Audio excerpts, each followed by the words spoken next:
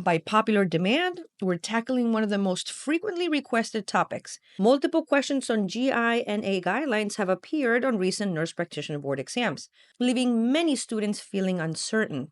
Today, we'll break down the essentials to boost your confidence. Let's get started. Your success is my priority.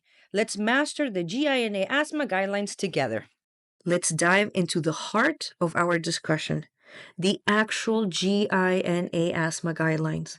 This is the exact content used in board examinations, so it's crucial we understand it inside out. What are the GINA guidelines? The Global Initiative for Asthma, or GINA guidelines, provide a framework for managing asthma. They recommend a step-up approach where treatment options are tailored to symptom severity.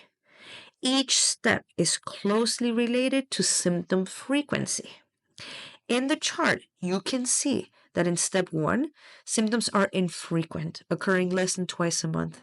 Step 2 is when we have symptoms more than twice per month, but not daily. Step 3 is symptoms on most days or waking up with asthma once a week or more.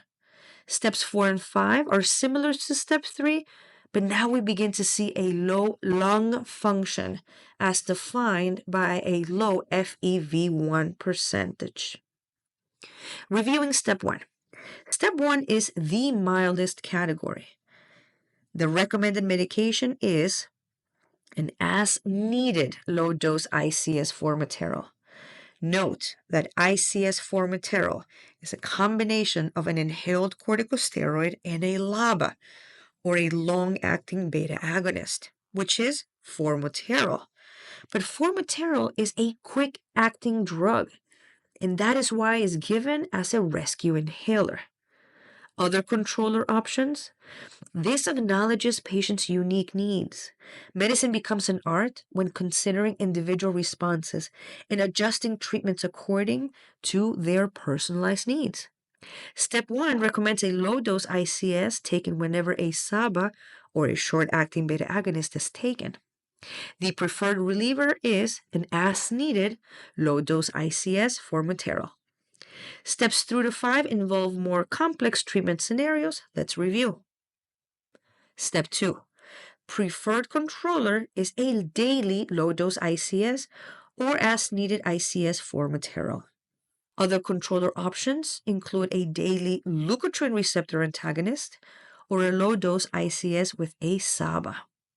The preferred reliever is the same as step 1, as-needed low-dose ICS formoterol. Step 3. The recommended treatment is a low-dose ICS LABA. Other options are a medium-dose ICS or low-dose ICS with a leukotriene receptor antagonist. The preferred reliever, it's still the same as needed ICS formoterol. Step 4. The recommended treatment is a medium-dose ICS LABA. Other options include a high-dose ICS or add tiotropium or add a leukotriene receptor antagonist. And the preferred reliever, as needed ICS formoterol. Step 5.